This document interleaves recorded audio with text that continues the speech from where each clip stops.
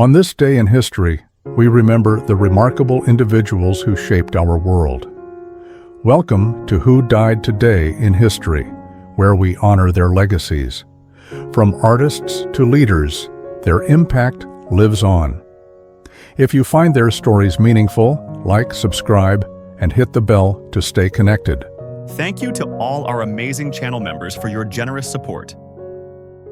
Some voices don't just sing to us. They seem to rise from a deeper place, carrying longing, heartbreak, and beauty in every note. Roy Orbison was born on April 23, 1936, in Vernon, Texas. As a child, he received his first guitar at age 6, and quickly discovered that music was the one place where his shyness disappeared. His rise to fame began in the late 1950s, but it was the early 1960s that turned him into a legend.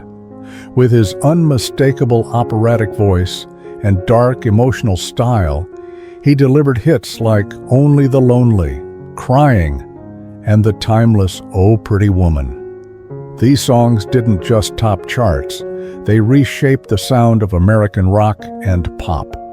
Orbison stood apart from the leather jacket rebels of the era. Instead of swagger, he offered vulnerability. Instead of loud bravado, he offered aching honesty. And later in the 1980s, his comeback with the supergroup Traveling Wilburys, alongside Bob Dylan, George Harrison, Tom Petty, and Jeff Lynne, reminded the world that his talent was as powerful as ever. Away from the spotlight, Orbison was known as a gentle, quiet man, remarkably humble despite his extraordinary voice. He carried profound personal grief, having lost both his wife and 2 of his children in separate tragedies. Yet he continued creating music that reached straight into the soul, as if turning sorrow into something listeners could hold. On December 6, 1988, Roy Orbison died at the age of 52. The cause was a heart attack, and he passed away at his mother's home in Hendersonville, Tennessee, after a full day of working on new music and visiting family. The world reacted with a wave of shock and sadness. Tributes poured in from fellow musicians who admired him, from fans who cherished him, and from critics who understood that an irreplaceable voice had fallen silent. Just weeks earlier, he had been experiencing a renewed surge of career success, making his loss feel even more heartbreaking. Today, Roy Orbison's legacy lives on in the emotional power of his songs. His voice remains instantly recognizable, unmatched in its trembling strength and haunting beauty. He showed us that even the softest voice can echo the loudest through time. Some stars shine quietly, yet their presence lingers for decades, remembered not through noise, but through grace, talent, and undeniable screen depth. Marisa Pavan was born on June 19, 1932, in Cagliari, Italy, just minutes after her twin sister, the famed actress Pier Angeli. Growing up, she initially had no intention of entering the film world, even as her sister rose to international fame. Yet destiny had other plans for her. Marisa's rise began when she was signed by 20th Century Fox in the early 1950s, stepping into Hollywood almost by accident. Her breakthrough came in 1955 with The Rose Tattoo, where she starred alongside Anna Magnani. Her performance was so powerful, so naturally layered, that it earned her an Academy Award nomination and a Golden Globe win. She later delivered acclaimed roles in films like The Man in the Gray Flannel Suit and The Mountain, proving she wasn't simply following her sister's path, she was forging her own. Audiences admired her quiet, emotional strength, her expressive eyes, and the subtle intensity she brought to every role. Privately, Marisa Pavan lived a life far more grounded than many Hollywood stars of her generation. She married the French actor Jean-Pierre Aemon, and together they formed one of the era's more elegant, admired couples. Those who knew her described her as introspective, warm, and deeply devoted to her family, comfortable stepping away from fame when life called for different priorities. On December 6th, 2022, Marisa Pavan passed away at the age of 90. She died of natural causes in Rome, the city she had long called home, surrounded by the echoes of a life lived with dignity and purpose. News of her passing brought a mixture of nostalgia and heartfelt tribute. Classic film enthusiasts, co-stars, and admirers reflected on her remarkable presence and the quiet power she carried in every performance. Many saw her as one of Hollywood's last links to a golden era defined by elegance and emotional storytelling. Today, Marisa Pavan's legacy endures through her unforgettable roles and her contribution to a cinematic period that shaped modern film acting. She remains a symbol of understated brilliance, reminding us that the softest performances can leave the strongest marks. A life lived with quiet radiance can still illuminate generations. Some actors leave a quiet but unforgettable imprint, shaping stories not through fame alone, but through presence, precision, and a voice that lingered long after the scene ended. Peter Vaughan was born on April 4, 1923, in Wem, a small town in Shropshire, England. As a child, he discovered an early fascination with voices and accents, a skill that would later define much of his career. Vaughan's path to recognition was gradual, built on discipline and authenticity. He first gained wider attention in the 1960s and 70s with strong character roles in British television and film, including The Naked Runner and Straw Dogs. But it was his role as the menacing yet strangely pitiable Grouty in the BBC comedy Porridge that made him a household name in the UK. Decades later, a new generation discovered him through Game of Thrones, where he portrayed Maester Aemon. His performance, gentle, wise, layered with age and sorrow, became one of the series' most beloved surprises, demonstrating how a seasoned actor could command a scene with just a whisper. Away from the screen, Vaughan was known for his intense dedication to craft. He reportedly prepared for every role with meticulous detail, believing that no character, however small, should ever feel unfinished. Despite often playing intimidating figures, he lived a quiet personal life, preferring privacy and simple routines over celebrity glamour. Peter Vaughan died on December 6, 2016, at the age of 93. He passed away peacefully from natural causes in Manning's Heath, West Sussex, leaving behind a career that stretched more than 75 years. The news of his death prompted an immediate wave of tributes from co-stars, directors, and fans around the world. Many highlighted the same thing: his unmatched ability to elevate every scene he touched. For younger audiences, he had become a gentle anchor in one of the most watched series of all time. For older fans, he remained the unforgettable Grouty, the master of quiet menace. Today, Peter Vaughan is remembered as one of Britain's most reliable, transformative character actors, a man whose work proved that depth often speaks louder than stardom. A steady voice, a powerful presence, and a legacy built on truth in every role he ever played. Some stories burn brightly and briefly, capturing a nation's attention with dazzling charm, sudden fame, and a tragic fall that leaves lingering questions.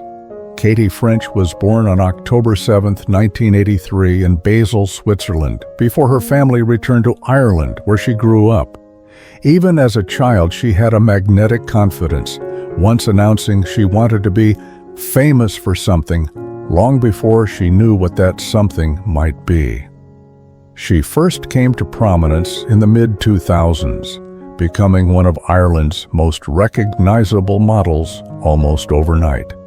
Her striking look, sharp intelligence, and unfiltered personality made her a favorite on magazine covers and talk shows alike.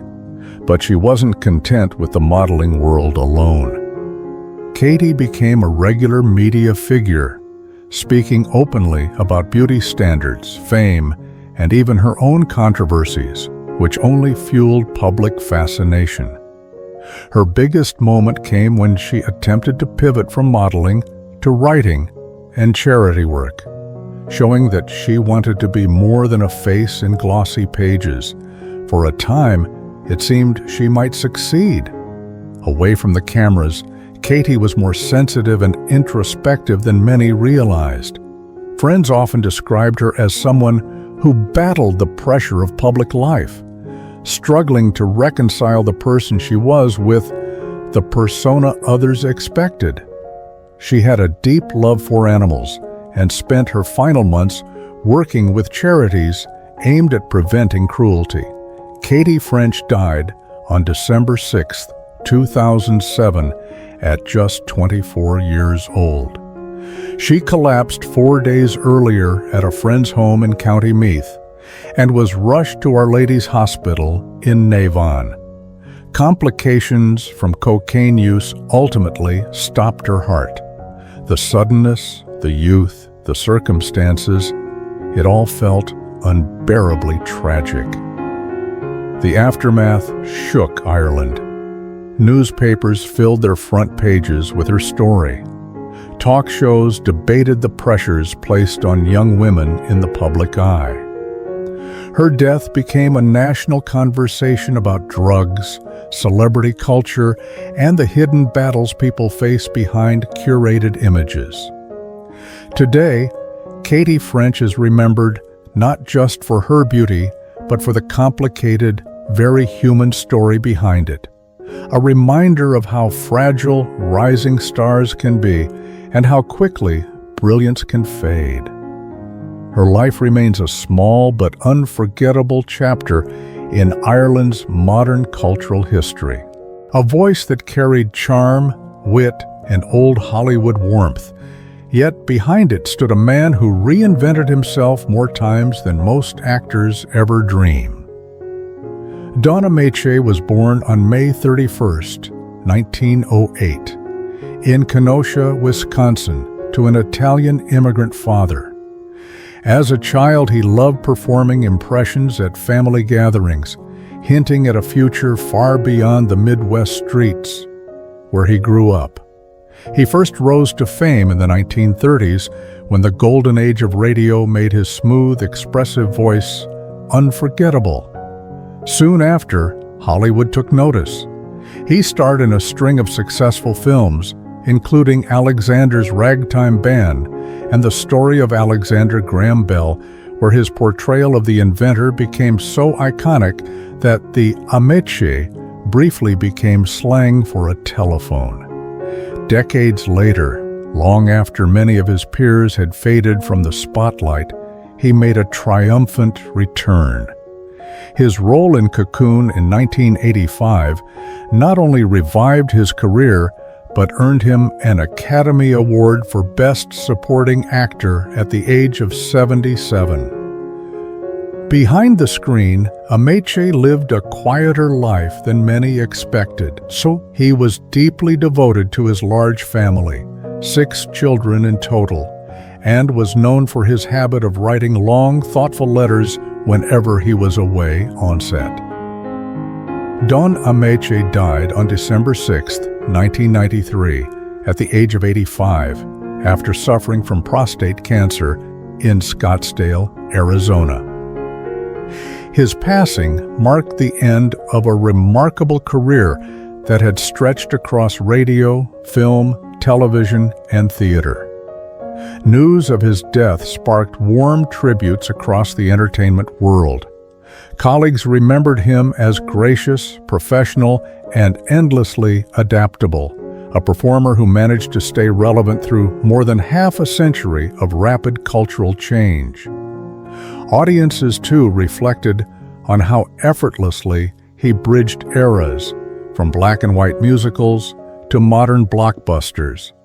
Today, his legacy endures as a symbol of longevity in entertainment.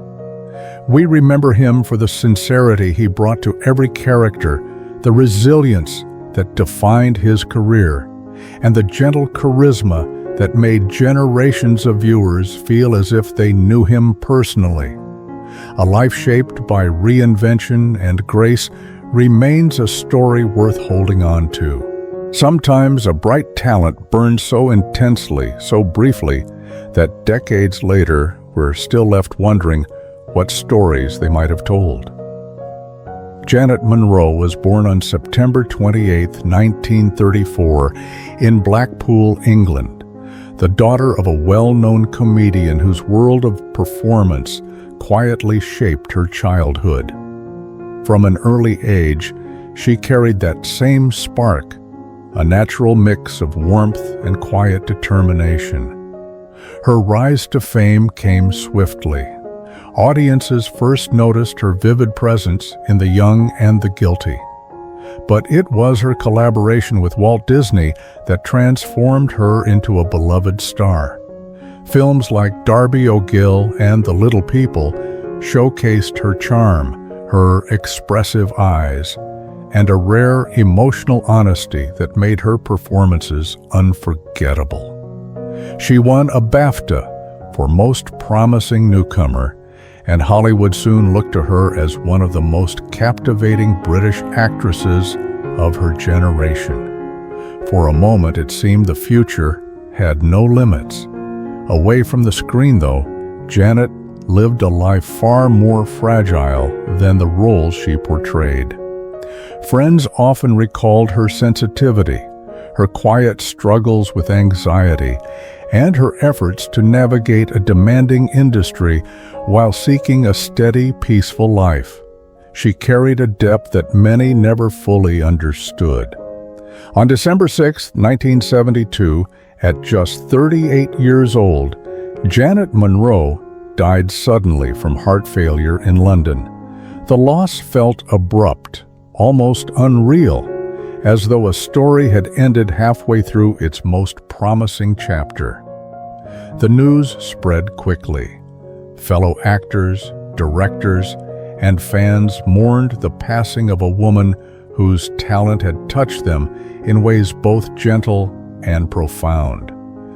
For many, it was a stark reminder of how the pressures behind the scenes can weigh even on those who seem effortlessly luminous.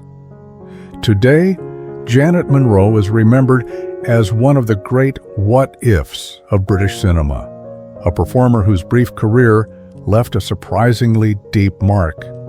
Her films still carry that unmistakable vitality she brought to every role, reminding us of the brilliance she offered the world in the time she had.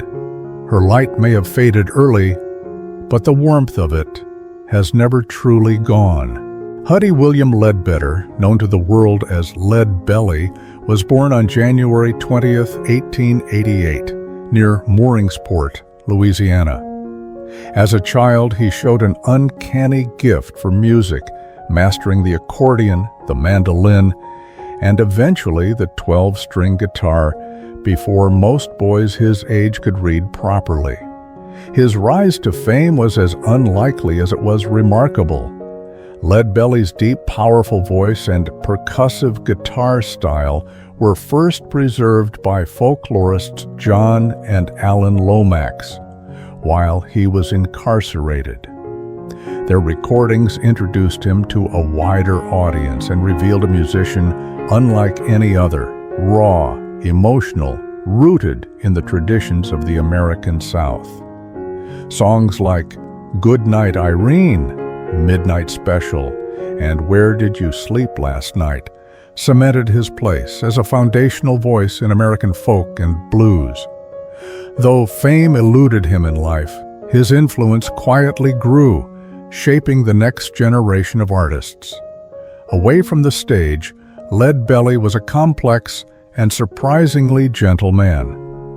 While his reputation was often linked to the turbulence of his past, those who knew him spoke of his generosity, his humor, and his ability to turn almost any moment into a song. He carried his guitar the way others carried a diary, never far from reach, always ready to capture the world around him. On December 6, 1949, Lead Belly died at age 61 in a New York hospital after battling amyotrophic lateral sclerosis, better known as ALS. His final months were marked by physical decline, but he continued performing as long as his body allowed. His passing was met with quiet sadness, especially within the folk community. Only a year later, his music surged into public consciousness when the Weavers' version of Goodnight Irene became a massive hit.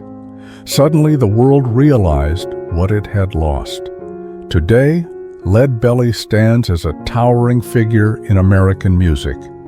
He influenced artists from Bob Dylan to Nirvana, proving that honesty, even when rough around the edges, can echo for generations. His songs may sound simple, but their truth is anything but. Some figures rise so quietly in history that we barely notice them, yet their stories grow into legends that shape entire cultures. Saint Nicholas was born around March 15th, 270 AD, in the ancient city of Patara, in what is now Turkey. As a child, he was known for his unusual compassion, often giving away what little he had to those with even less. His rise to prominence began when he became the Bishop of Myra, where he gained a reputation for fearless generosity and moral courage.